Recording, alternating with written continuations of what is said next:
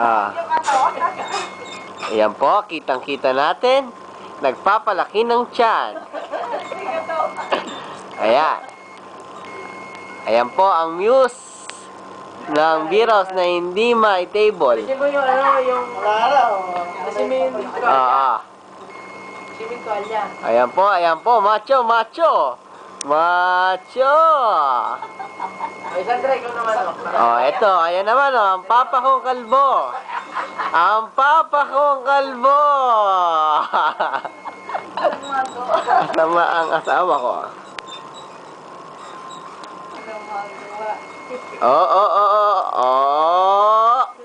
Si Sandra.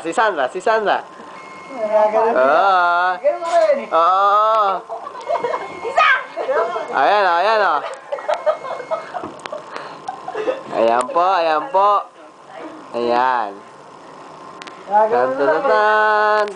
Asa na si Lucas?